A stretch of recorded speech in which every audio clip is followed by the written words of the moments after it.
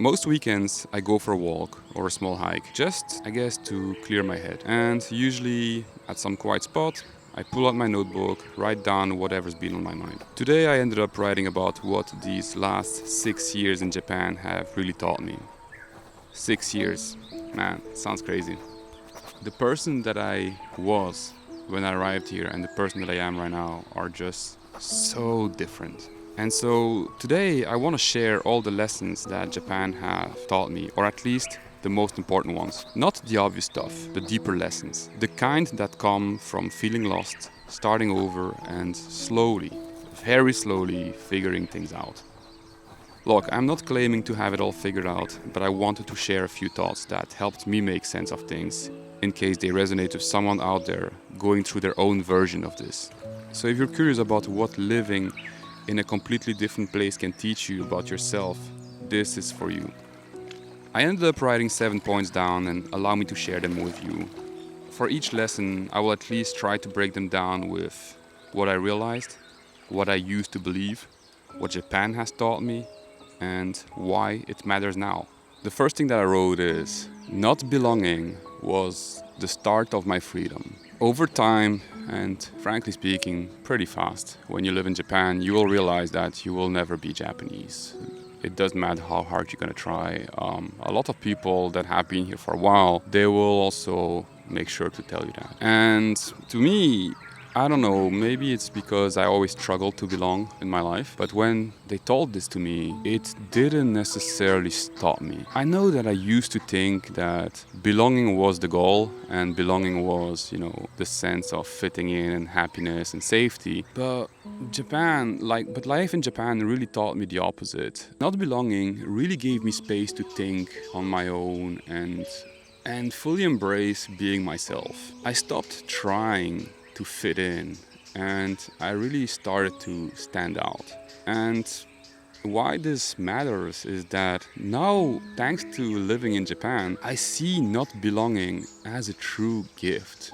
This environment making it so clear that I will never belong was probably the biggest gift I could get. Like for someone like myself who struggled a lot to fit in back when I was younger, having an environment that is both extremely safe and people are respectful. They don't interfere with you. Environment telling me that, hey, you will never belong. Like I heard this as, hey, don't try to be one of us, just be yourself. And I don't know, this was by far one of the best things that could have happened to me. It made me more self-aware and it gave me clarity and a deeper sense of who I actually am and want to be. So this leads me to talk about the second point, and what I wrote is, perspective is the most underrated life skill. When you live abroad, you're constantly faced with new ways of thinking.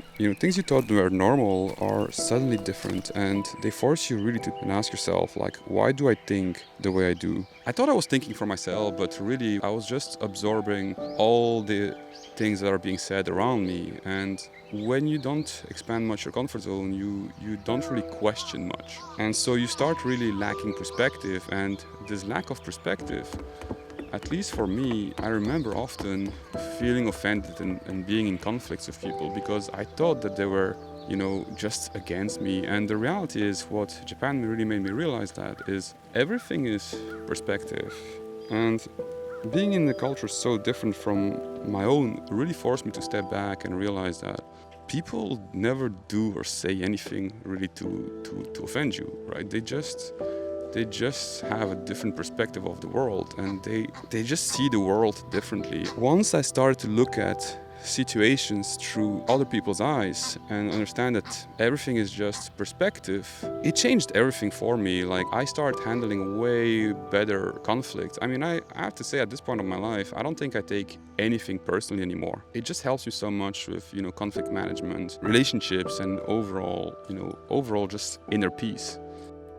And this leads me to the third thing that I wrote down, which is, not everyone has to like you. When you live in a country so different like Japan, especially one where you know that you will always be an outsider, you quickly will realize that even if you are the best person on earth, if you did everything the best way possible, there will still be people that don't like you. And that's okay. Even without any reason, people will dislike you and they have the right to do so. And I wasted so much energy trying to, please everybody and be liked by everybody.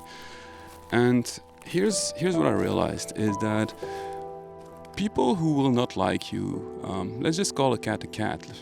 People who are racist are just not comfortable with your presence. It's a weight they have to carry. And that uncomfortable weight, it's not mine to carry. If they don't want to see me, they don't like me for whatever reason, it's not my problem. And the day I start to accept that, it's people's right to dislike me regardless of them knowing me or not. That day was so empowering. I remember it hit me one day when I was basically sitting on the train and someone clearly didn't want to sit next to me, like the typical foreigner experience. And I remember seeing that person feeling like, hey, you will be so much more comfortable if you were actually sitting. But like I said, I realized that day that it's their weight to carry, it's not mine. And so not everyone has to like you. And I will go even one step further. It's their right to dislike you, with or without any reason. The next thing that I wrote down is reinvention is always an option. When I arrived in Japan, I think this happens for every country. It really feels like starting from scratch, like starting from zero. And I think this might feel very daunting and overall stressful. I did truly embrace that aspect of like, hey, I'm starting from scratch. I can be whoever I want and do whatever I want. In a country like Japan where you have very little options when you don't speak the language, and for me, being a dropout and having no degree, I've learned that you're allowed to evolve. You're allowed to change the labels on your back. You don't have to carry an old identity forever just because it's familiar to the people around you. Don't let the need for people to see you as predictable be the prison to your growth. I'm definitely going far with this one, but I think reinvention is always an option. It's something that I really had the chance to learn from living in Japan. The next thing I wrote is everything you do is worth doing well, and I think this is extremely unique in Japan. I noticed very early on when I arrived here that people take their work and, generally speaking, everything they do extremely seriously. Everything they do it with full commitment. Back home, I know that a lot of people do their jobs as just something to get by. They don't really care about it much, and they just do their job, they wait for the weekend, right? But here, I will see someone bowing after parking a car. They do it sincerely. A cleaner wiping down a train handle like it's almost sacred.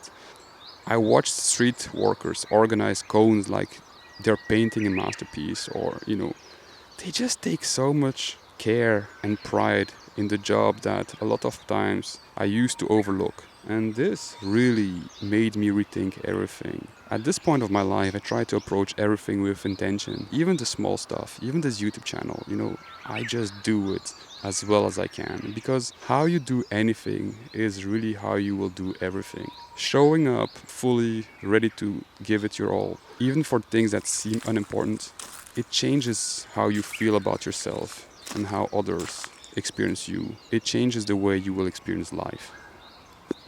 All right, and look, the final thing that I wrote down is I think people are chasing goals to impress people that don't care in the first place. People are chasing goals to impress people that are not even watching. Came to realize is that when I dropped out of college and I really barely finished high school, it took me 2 years more than the average to finish high school. And this really kind of gave me this deep complex of inferiority that I didn't really realize. I always thought that I didn't care. I told myself many times that I didn't care. The reality is that I pushed myself so hard to the point to burn out, chasing goals, chasing status, chasing money, in order to impress people that never cared, never looked, and Japan really helped me to realize that, because I'm so far away, so disconnected from everything now, that I realize that nothing matters.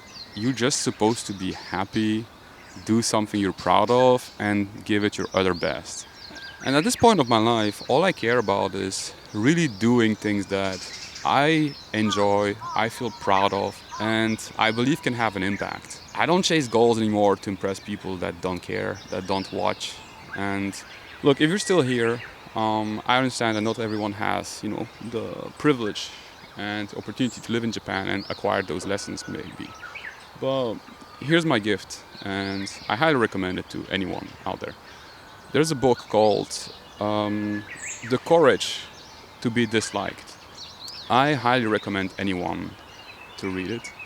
This book has helped me put words on all those lessons that I shared. Look, if there's one thing Japan has taught me, is that the journey inwards, learning who you are, who you want to become, is as important as the journey, I took across the world, if not more important. And look, those are the lessons that I acquired so far. I hope it helps some people out there. If you want to share something that you learned along the years that you think can be helpful to some people out there, make sure to share it. I'll keep walking a bit, and as always, appreciate this. This is a fun journey, and appreciate all the support. Thank you.